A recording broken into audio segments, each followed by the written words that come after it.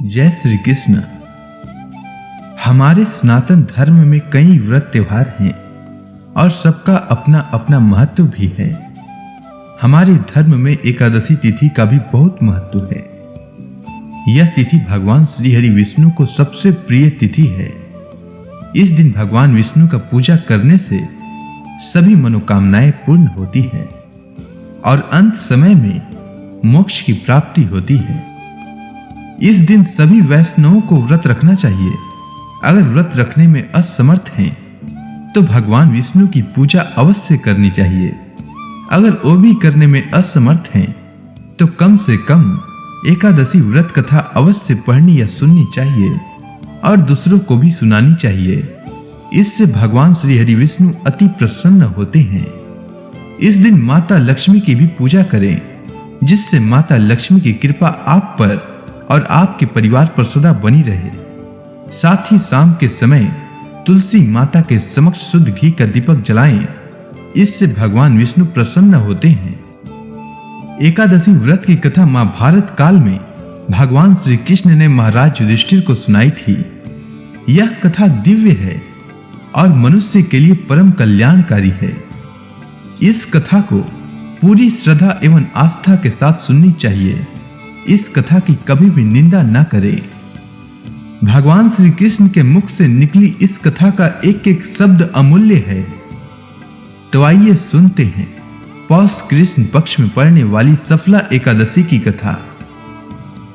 मोक्षदा एकादशी की व्रत कथा को सुनकर महाराज युधिष्ठिर ने प्रसन्न होते हुए कहा, हे कमल नयन, मोक्षदा एकादशी की व्रत कथा सुनकर मैं धन्य हो गया। हे मधुसूदन, अब आप पौष मास के कृष्ण पक्ष की एकादशी की महिमा बताने की कृपा करें। उस एकादशी का क्या नाम है, उस दिन किस देवता की पूजा की जाती है और उसके व्रत का क्या विधान है, मुझ पर कृपा करते हुए यह सब आप मुझे विस्तार पूर्वक बताएं।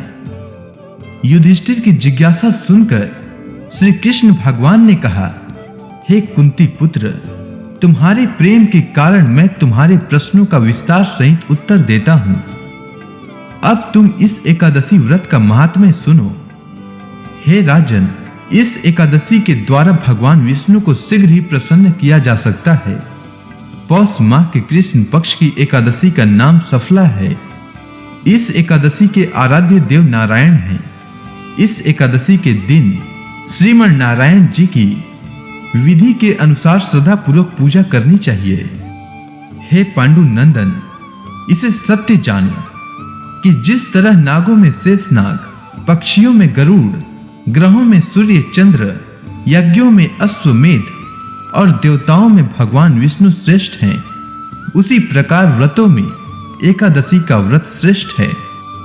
हे युधिष्ठिर, एकादशी का व्रत करने वाले व्यक्ति भगवान श्री हरि को अति प्रिय हैं। इस एकादशी में नींबू, नारियल और नैवेद्य आदि अर्पण करके भगवान नारायण की पूजा करनी चाहिए। मनुष्य को 5 सहस्त्र वर्ष तपस्या करने से जिस पुण्य का फल प्राप्त होता है, वही पुण्य श्रद्धा पूर्वक रात्रि जागरण सहित सफला एकादशी का उपवास करने से मिलता है। हे कुंती पुत्र, अब तुम सफला एकादशी की कथा ध्यान पूर्वक सुनो। प्राचीन समय में चंपावती नगरी में महिषमान नाम का राजा राज्य करता था। उसके 4 पुत्र थे। उसका सबसे बड़ा लुम्पक नाम का पुत्र महापापी और दुष्ट था। वह हमेशा पर स्त्री गमन में तथा वैश्याओं के यहां जाकर अपने पिता का धन नष्ट किया करता था। देवता, ब्राह्मण, वैष्णव आदि सुपात्रों की निंदा करके वह अति प्रसन्न होता था। सारी प्रजा उसके कुकर्मों से बहुत दुखी थी, परंतु युवराज होने के कारण सब चुपचाप उसके अत्याचारों को सहन करने को विवश थे और किसी में भी इतना साहस नहीं था कि कोई राजा से उसकी शिकायत करता। परंतु बुराई अधिक समय तक पर्दे में नहीं रहती। एक दिन राजा महिषमान को लुम्पक के कुकर्मों का पता चल ही गया। तब राजा अत्यधिक क्रोधित हुआ और उसने लुम्पक को अपने राज्य से निकाल दिया। पिता द्वारा त्यागते ही लुम्पक को और सभी ने भी त्याग दिया अब वह सोचने लगा कि मैं क्या करूं, कहां जाऊं। अंत में उसने रात्रि को पिता के राज्य में चोरी करने की ठानी। वह दिन में राज्य से बाहर रहने लगा और रात्रि को अपने पिता की नगरी में जाकर चोरी तथा अन्य बुरे कर्म करने लगा। रात में वह जाकर नगर के निवासियों को मारता तथा कष्ट देता। वन में वह निर्दोष पशु पक्षियों को मारकर उनका भक्षण किया करता था। किसी किसी रात जब वह नगर में चोरी आदि करते पकड़ा भी जाता तो राजा के डर से पहरेदार उसे छोड़ देते थे। कहते हैं कि कभी-कभी अनजाने में भी प्राणी ईश्वर की कृपा का पात्र बन जाता है। ऐसा ही कुछ लुम्पक के साथ भी हुआ। जिस वन में वह रहता था वह वन भगवान को भी बहुत प्रिय था। उस वन में एक प्राचीन पीपल का वृक्ष था तथा उस वन को सभी लोग देवताओं का क्रीड़ा स्थल मानते थे। वन में उसी पीपल के वृक्ष के नीचे महापापी लुम्पक रहता था।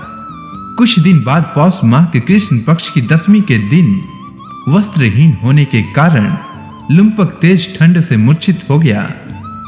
ठंड के कारण वह रात में सो न सका और उसके हाथ पैर अकड़ गए। वह रात बड़ी कठिनता से बीती, किंतु सूर्य के उदय होने पर भी उसकी मूर्छा नहीं टूटी। वह ज्यों का त्यों पड़ा रहा। सफला एकादशी की दोपहर तक वह महापापी मूर्छित ही पड़ा रहा। जब सूर्य के तपने से उसे कुछ गर्मी मिली तब दोपहर में कहीं उसे होश आया और वह अपने स्थान से उठकर किसी प्रकार चलते हुए वन में भोजन की खोज में फिरने लगा। उस दिन वह शिकार करने में असमर्थ था, इसीलिए पृथ्वी पर गिरे हुए फलों को लेकर पीपल के वृक्ष के नीचे आया।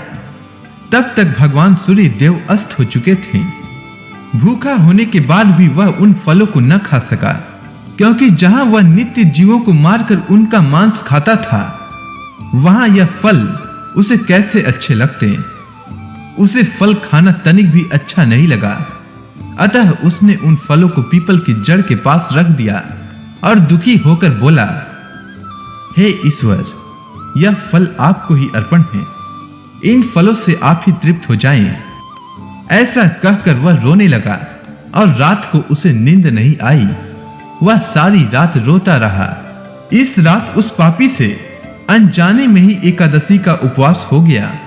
उस महापापी के उस उपवास तथा रात्रि जागरण से भगवान श्री हरि अति प्रसन्न हुए और उसके सभी पाप नष्ट हो गए। सुबह होते ही एक दिव्य रथ अनेक सुंदर वस्तुओं से सजा हुआ आया और उसके सामने खड़ा हो गया। उसी समय आकाशवाणी हुई, हे युवराज, भगवान नारायण के प्रभाव से तेरे सभी पाप नष्ट हो गए हैं। अब तू अपने पिता के पास जाकर राज्य प्राप्त कर। जब यह आकाशवाणी लुम्पक ने सुनी तो वह अत्यंत प्रसन्न होते हुए बोला, हे प्रभु, आपकी जय हो। ऐसा कहकर उसने सुंदर वस्त्र धारण किए और फिर अपने पिता के पास गया।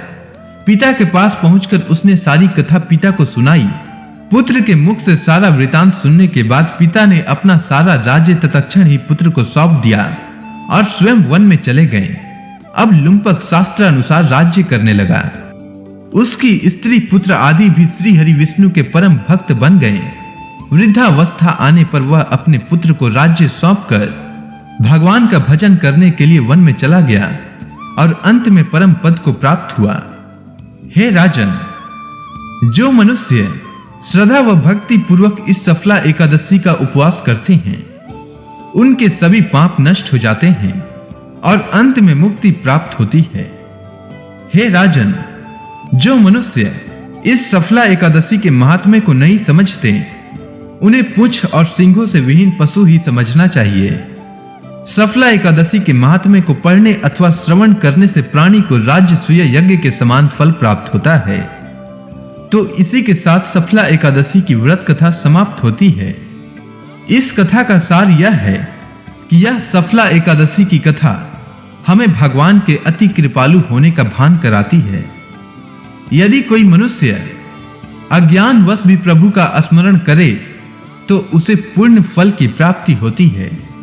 यदि मनुष्य निश्चल भाव से अपने पापों की क्षमा मांगे तो भगवान उसके बड़े बड़े पापों को भी क्षमा कर देते हैं। लुम्पक जैसा महापापी भी भगवान श्री हरि की कृपा से वैकुंठ का अधिकारी बना। तो प्रेम से बोलिए विष्णु भगवान की जय।